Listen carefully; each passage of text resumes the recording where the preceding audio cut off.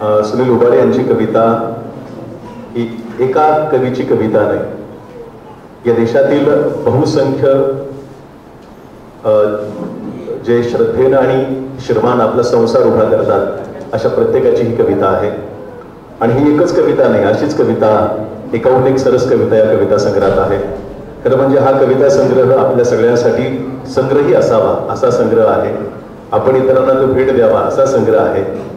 आज हा कविता संग्रहाच्या प्रती शिल्लक राहणार नाही त्याची मला कल्पना आहे, त्यामुळे आल्याने मी 10 प्रती आधी विकत घेऊन ठेवल्या. कारण एवढी सर्वदूर पोचणारी आणि सर्वांना आश्वासक वाटणारी, आपलीशी वाटणारी अशी कविता सुनील उबाळे यांनी लिहिलेली. त्यानंतर मी मान्यवरांना विनंती करतो की आपण उलट्या कडीच्या घराचं प्रकाशन या ठिकाणी करावं. मातोश्री विमलबाई उबाळे कार्यक्रमाचे अध्यक्ष आदरणीय आपले सर.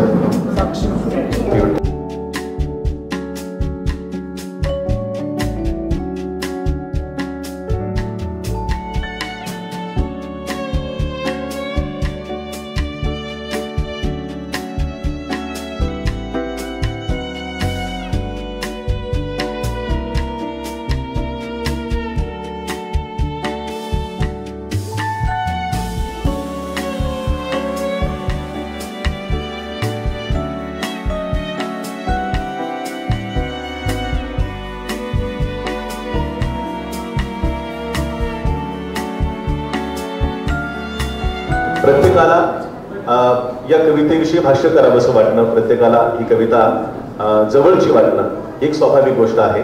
आणि अनुषंगाने अतिशय महत्वाचं भाष्य या भाष्यकार म्हणजे विठ्ठल दादा आहे. परंतु मनोगतासाठी विशेष उपस्थित आहेत प्राध्यापक रवी कोरडे. मी त्यांना निमंत्रित करतो की त्यांनी या कविता संग्रहाच्या अनुषंगाने या ठिकाणी आपलं मनोगत ठेवावं. प्राध्यापक रवी कोरडे. आजच्या या प्रकाशन सोहळ्याच्या निमित्तानं व्यासपीठावर सर्व मान्यवर उपस्थित आहे. खरं तर हा कविता संग्रह जो आहे उलट्या कडीचं घर हा प्रकाशित होतोय याचा आनंद सुनील उबाळे इतका कदाचित त्याहीपेक्षा जास्त मला होतोय एक मित्र म्हणून. त्याच्यामुळे ही निश्चितच आपल्या सगळ्यांसाठी खूप आनंदाची गोष्ट आहे.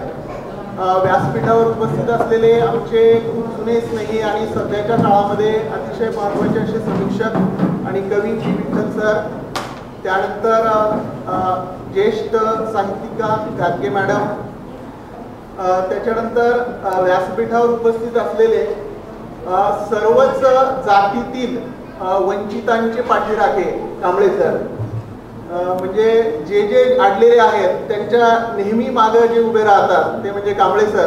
आणि खरं तर स्वतः नेहमी अडचणीत असतानाही दुसऱ्याची अडचण दूर करणारे कैलाश पब्लिकेशनचे अत्तरे सर, त्यांना विशेष धन्यवाद यासाठी आपण दिली पाहिजे की त्यांनी सुनील उबाळे यांचा हा कविता संग्रह खास प्रकाशित केला आणि कवितेचं पुस्तक जे आहे ते आणलं आणि आपल्यासाठी एक आनंदाची गोष्ट त्यांनी भेट म्हणून दिलेली आहे. त्याच्यानंतर व्यासपीठावर उपस्थित असलेल्या सुनील उबाळे यांच्या आई आणि स्वतः सुनील उबाळे.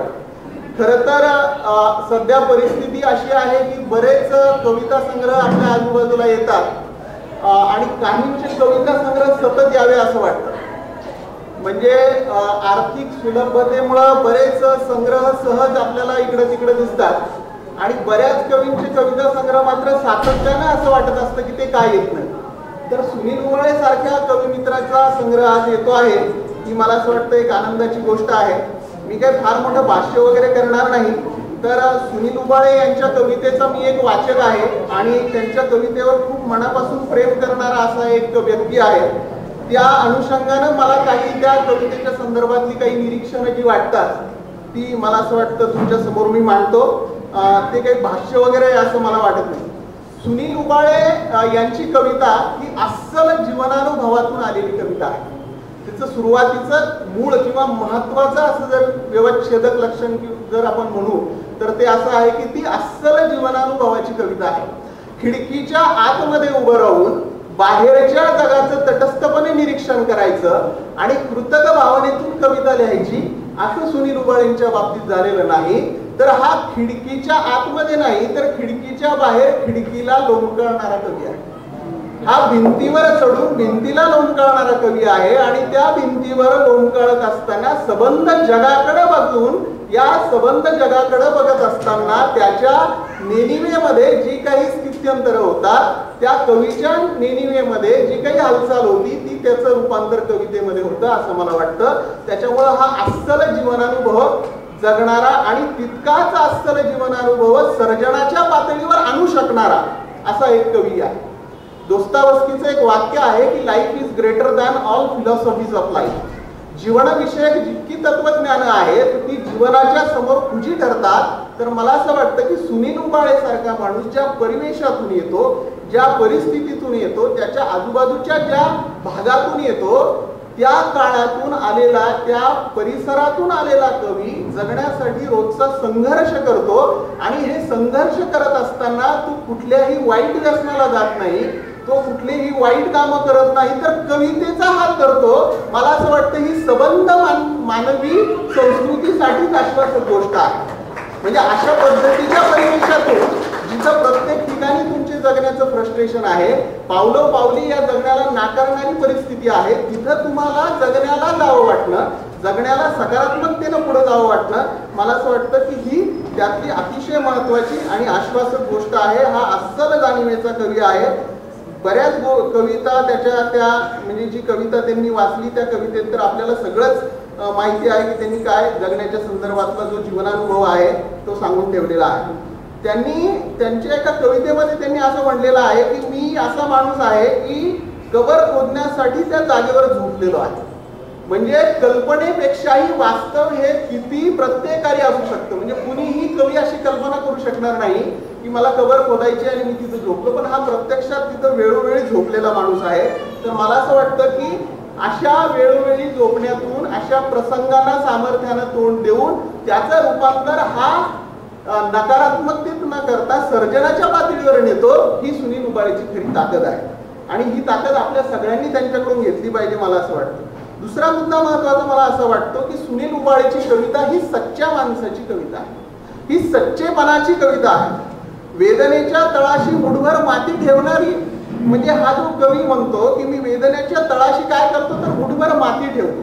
म्हणजे माती एकीकडं एक सृजनाचं प्रतीक आहे, एक निर्मितीचं प्रतीक आहे आणि त्याच दरम्यान तो त्याच्या संवेदनेमध्ये त्याच्या निर्मितीच्या मातीवर, त्याच्या सर्जनाच्या मातीवर तो माणूस काय करतोय तर ती वेदना ठेवतो आहे. आणि त्याच्यामुळे मला असं वाटतं की अतिशय सच्चेपणाची ही कविता आहे. त्याच्यात कोणत्याही टॅक्टिक्स त्यांनी वापरलेल्या नाही. ज्यावेळेस तुमच्याकडे कविता नसते, ज्यावेळेस जीवनानुभव नसतो, ज्यावेळेस अस्सलपणा नसतो, त्यावेळेस शब्दांचे खेळ चालतात. तर हा जो कवी आहे याला शब्दांची खेळ करायची गरज नाही. त्याच्याही पलीकडे जाऊन तो कविता लिहितो कारण त्याचं जगणंच तसं आहे. रात्रभर कंदिलाची वात खाली केली, कमी केली, मग आई झोपली नाही झोपली, असल्या टॅक्टिस करण्याची गरज सुनील उबाळेंना नाही.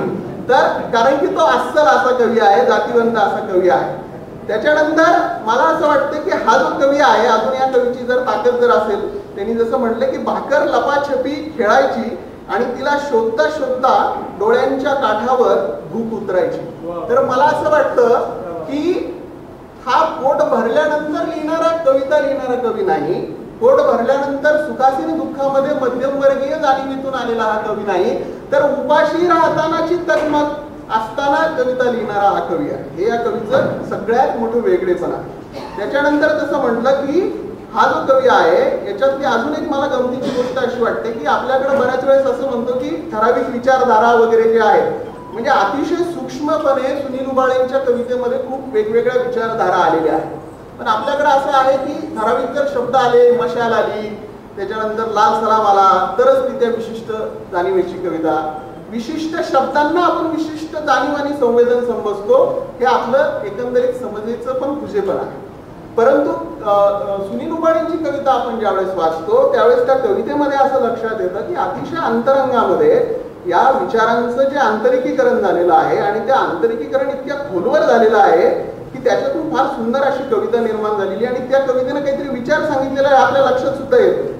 म्हणजे त्यांची एक कविता आहे की त्याच्यामध्ये त्या मुलीच्या संदर्भानं आहे, शाळेच्या संदर्भानं. मला असं वाटतं बाबासाहेबांचा विचार त्या कवितेमध्ये जितक्या प्रभावीपणे आलेला आहे तितका अजून दुसऱ्या कवितेत आला नसेल.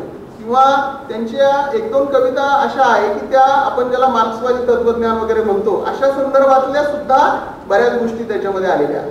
अजून कवी सुनील उबाळे यांच्या कवितेचं मला विशेष असं वाटतं की जसा मूल्यभाव आहे, जशी जीवननिष्ठा त्यांच्या कवितेमध्ये आहे, तशीच प्रचंड उदात्तता आहे. जनरली असं होतं, मला कुणीतरी त्रास दिला तर माझ्यामध्ये एक प्रतिशोधाची भावना निर्माण होते.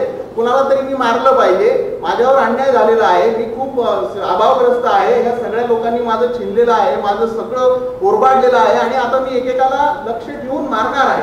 तर अशा पद्धतीची कोणतीही प्रतिशोधाची भावना, प्रतिशोधाची मानसिकता या कवीमध्ये नाही. तर या कवीची प्रत्येक कविता जर तुम्ही वाचली तर त्याच्यामध्ये आत्यंतिक करुणा त्याच्यामध्ये आलेला आहे. आयुष्याचं सोनं होण्याआधी वितळून जावा माझ्यातला मी आणि शिल्लक राहावं करुणेनं लजबजलेलं जगणं. कितीतरी कविता आहे. रक्ताचं विष झाल्यावरही जिभेतला गोडवा ठेवला कायम, एक अदृश्य कविता माझा सांभाळ करत आहे. म्हणजे आपल्या असं लक्षात येतं की जनरली आपल्याला जे काही दिसतं की एखाद्या अन्यायकारक भावनेत तुमचा जन्म त्याच्यामध्ये प्रतिशोधामध्ये होतो, त्याची परिणिती प्रतिशोधामध्ये होते. परंतु या कवितेवर, या कवीवर अन्यायाचं रूपांतरण हे करुणेमध्ये होतं. ही फार विलक्षण गोष्ट आहे आणि ही कवी म्हणून कोणत्याही व्यक्तीला याला मोठं करणारी आहे. म्हणजे क्षमाशील असणं आणि त्याचं रूपांतर करुणेमध्ये होणं, मला असं वाटतं ही फार मोठी गोष्ट आहे. अजून पुढचं निरीक्षण मला असं वाटतं की सुनील उबाळेंची कविता ही कन्फ्युज्ड नाही.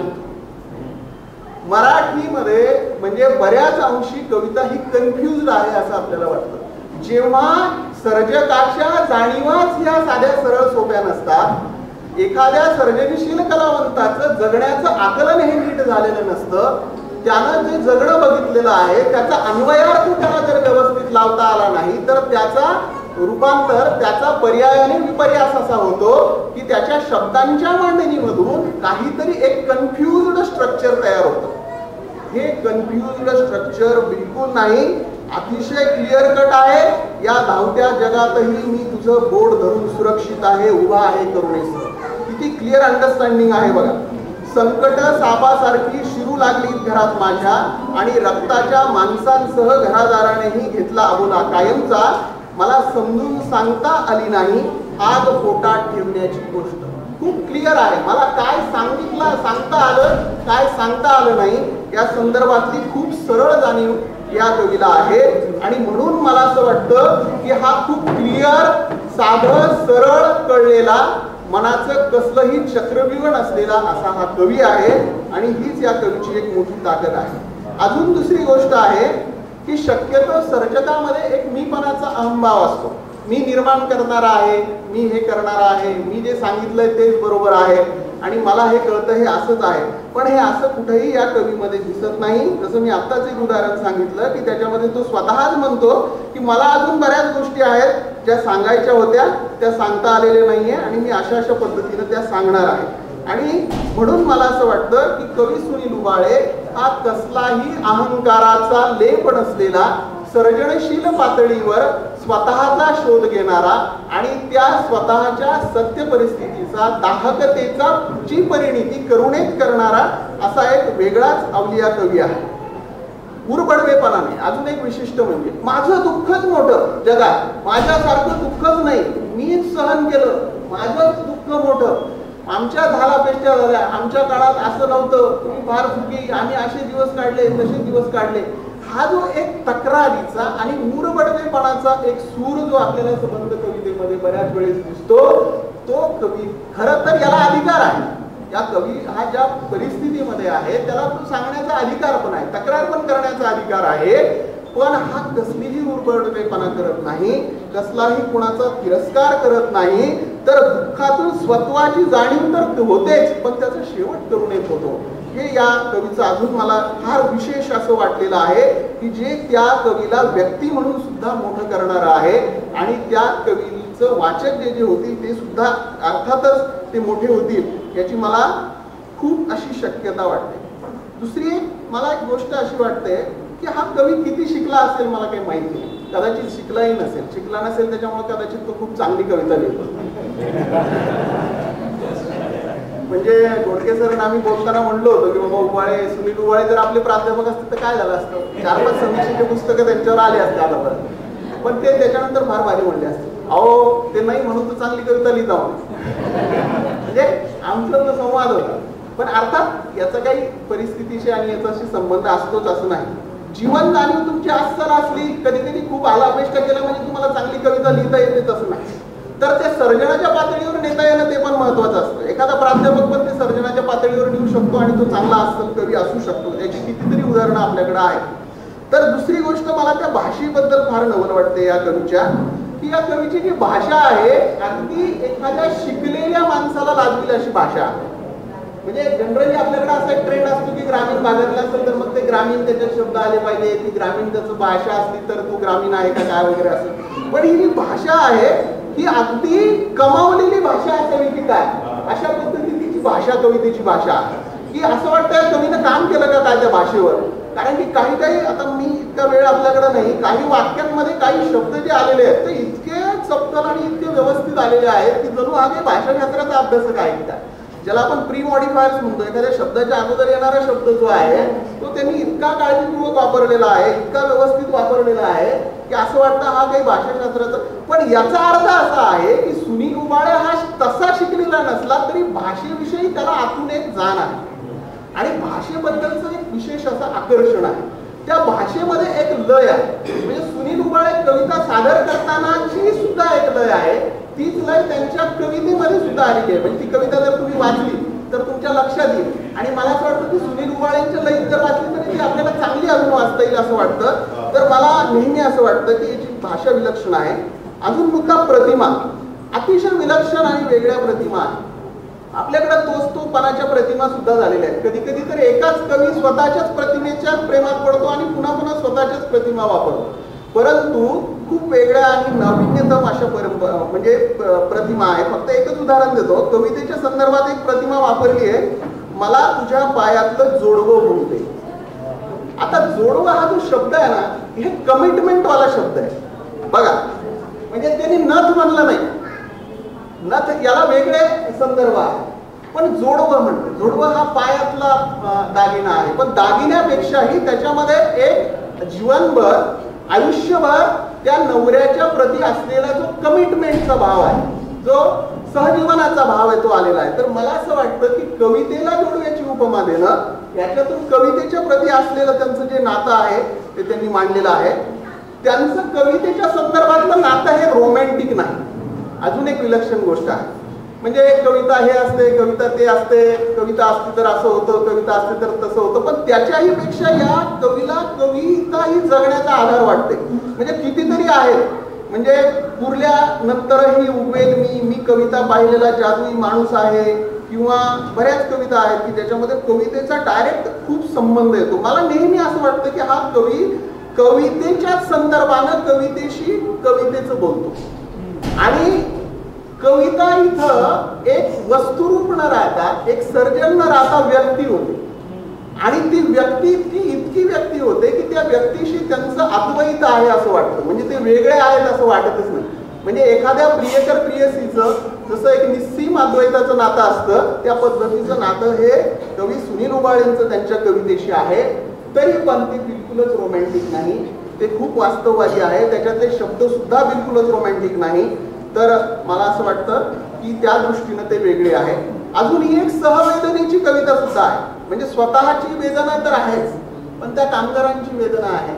हा कवी एका ठिकाणी असं लिहितो की म्हणजे एखादं जे त्या कवीचं काय दुखणं आहे बघा, मांजराचं पिल्लू पडून राहिलं रस्त्याच्या कडेला आणि माझा छळ होत गेला कायमचा.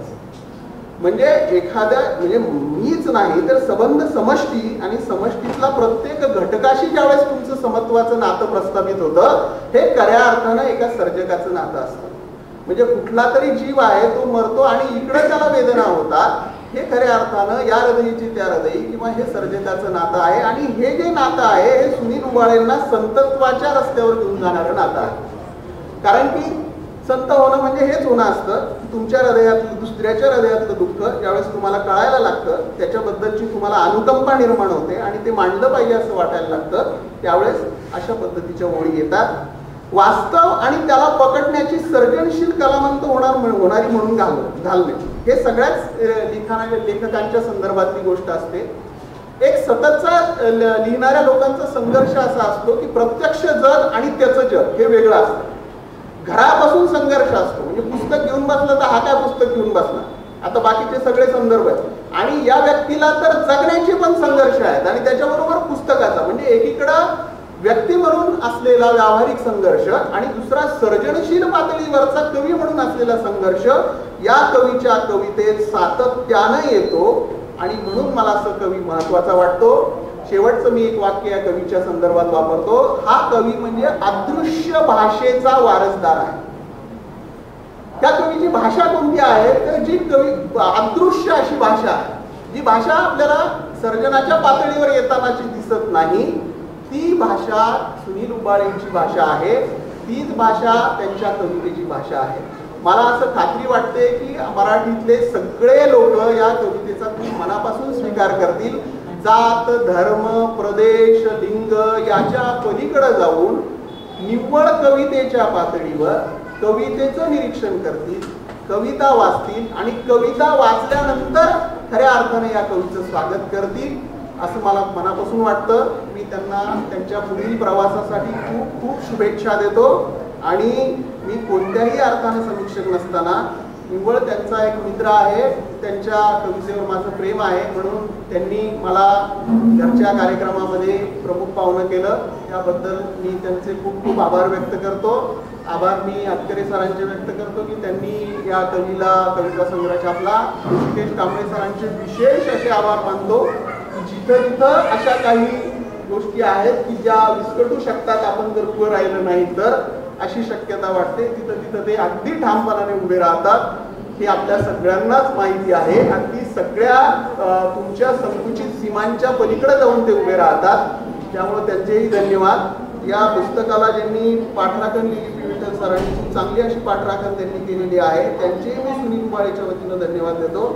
आणि मला तुम्ही सर्वांनी ऐकून घेतलं याबद्दल तुमच्या सर्वांचे मनाच्या तळापासून धन्यवाद.